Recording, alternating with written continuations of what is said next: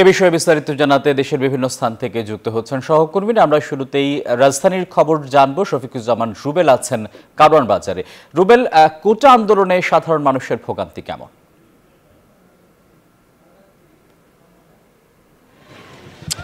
টিপু, আমরা রাজধানী কারওয়ান বাজারের ঠিক এলিভেটেড এক্সপ্রেসওয়ে যেখান দিয়ে নামে সেই জায়গায় দাঁড়িয়ে আছে। আপনি দেখতে পাচ্ছেন যে গাড়িগুলো কিন্তু একদম সারিবদ্ধভাবে দাঁড়িয়ে আছে। এলিভেটেড এক্সপ্রেসওয়ে থেকে নামার সামনেই মূলত এই আন্দোলনকারীরা যারা কোটা বিরোধী আন্দোলন করছেন তারা কিন্তু ব্লকেট করে রেখেছেন। এর ফলে সেই সকাল 11টা থেকে কিন্তু এলিভেটেড এক্সপ্রেসওয়েটি বন্ধ।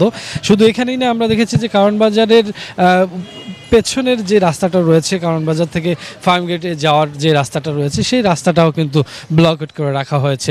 আমরা এর আগে ছিলাম মৎস্য ভবনে, সেখানেও আমরা দেখেছি যে রাস্তাঘাট কিন্তু বন্ধ করে রাখা হয়েছে। এর ফলে হয়েছে যারা অফিসগামী মানুষ সকালবেলা অফিসে যাওয়ার জন্য যেরকম বিপাকে পড়েছিলেন, অফিস শেষ করে কিছুক্ষণ পরে যখন আবার বাসায় ফিরবেন ঠিক তখনও কিন্তু তাদের পায়ে হেঁটে যেতে হবে।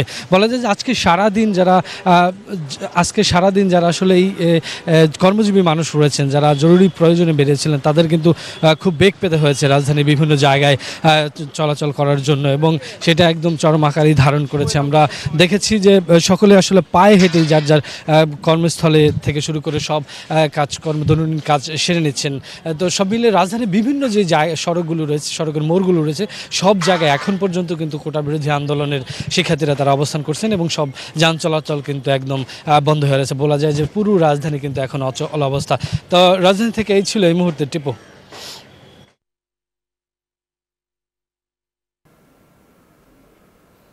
রুবেল, আপনাকে ধন্যবাদ। আমরা এবারে যাব সাফারের ঢাকা আরিচা মহাসড়কে আছেন সহকর্মী নাজমুল হুদা। নাজমুল, শিক্ষার্থীরা কি এখনো সড়কে অবস্থান করছেন?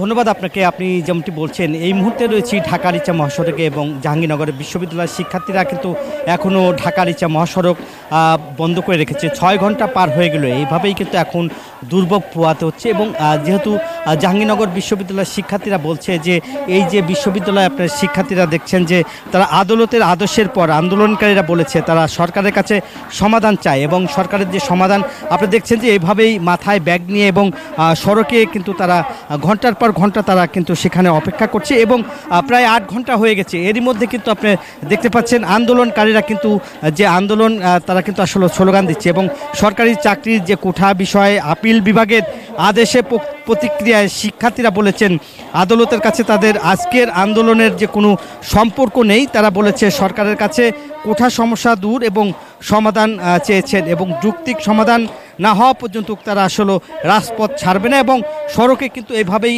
সকাল থেকে তারা অপেক্ষা করছে। এবং বৈষম্য বিরোধী যে ছাত্র আন্দোলন এবং ব্যানারে কিন্তু আজও কিন্তু যে দেখতে পাচ্ছেন যে প্লে কার্ড হাতে নিয়ে তারা শিক্ষার্থীরা কিন্তু যে সড়কে তারা বসেছে এবং সকাল থেকে কিন্তু কর্মসূচি পালন করছে এবং এছাড়াও কিন্তু সড়কের দুই পাশেই কিন্তু তারা অবস্থান নিয়ে আছে এবং কোনো মতেই সড়ক থেকে তারা সরছেন না এবং তারা বলছে যে সকাল থেকে সন্ধ্যা পর্যন্ত তারা আন্দোলনের ডাক দিয়েছে, আন্দোলন করছে। পরবর্তী কর্মসূচি তারা যেহেতু সন্ধ্যার পরে তারা জানাবে। এখন আপনারা দেখতেই পাচ্ছেন যে সড়কে কিন্তু তারা সেখানে অবস্থান করছে এবং তারা বসে আছে এবং তারা সেখানে স্লোগান দিচ্ছে। তারা বলছে যে এই আন্দোলন তারা চালিয়ে যাবে এবং তাদের যে শিক্ষা কার্যক্রম এমনি একদিকে অচল, অন্যদিকে শিক্ষার্থীরা কিন্তু ক্লাসে ফিরছে না, শিক্ষকরাও কিন্তু আন্দোলন করছে।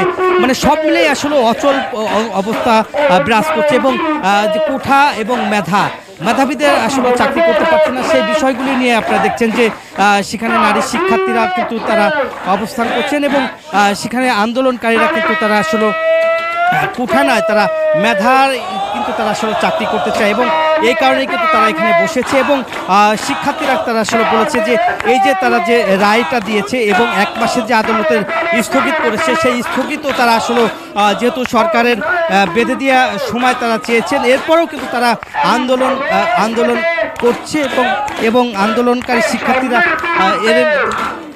এর মধ্যে কিন্তু আপনারা দেখছেন যে তারা আন্দোলন করছে এবং তারা আসলে রক্তের বন্যায় ভেসে যাবে অন্যায় এরকমও স্লোগান দিচ্ছে এবং গর্জে উঠুর আরেকবার এবং কোঠা নিপাত যাক এইরকমও কথা বলা হচ্ছে এবং শিক্ষার্থীরা আসলে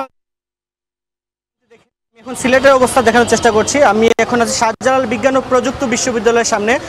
আজকে কিন্তু সকাল 12টার থেকে কিন্তু এক দফা দাবি কোটা আন্দোলন যেটি চলছে, কোটার যে বাতিলের দাবিতে কিন্তু এক দফা দাবি তারা আন্দোলন চালিয়ে যাচ্ছেন, যার কারণে কিন্তু সিলেটের যে সিলেট সুনামগঞ্জ সড়ক যেটি আছে এটি কিন্তু 12টার পর থেকে কিন্তু বন্ধ রয়েছে, যার ফলে আমরা যেমনটি দেখেছি কয়েক কিলোমিটার পর্যন্ত কিন্তু গাড়ি ঘোড়া যানজট লেগে আছে, যার ফলে ভোগান্তি কিন্তু সাধারণ মানুষের চরম পর্যায়ে পৌঁছে গেছে। আমি কথা বলেছি এখানে যারা আন্দোলন করছেন তাদের সাথে, তারা যেমনটি তারা দাবি করছেন যে কোটা যে 50% দেওয়া হয়েছিল সেটিকে তারা আসলে 5% পর্যন্ত চাচ্ছেন। 5% কোটার যে আন্দোলন সেই দাবি না মানা পর্যন্ত কিন্তু তারা আন্দোলন চালিয়ে যাবেন। আমরা যেমনটি দেখানোর চেষ্টা করছি যে এই যেমনটি দেখছেন আপনারা যে দুর্ভোগ, সেই দুর্ভোগ দেখানোর চেষ্টা করছি আমরা। সারাদিনে আসলে এই বিষয়টি দেখানোর চেষ্টা করেছিলাম। আমরা এখন চলে যাব টিপুর কাছে। সব মিলিয়ে এই ছিল আমার কাছে সর্বশেষ তথ্য। টিপু।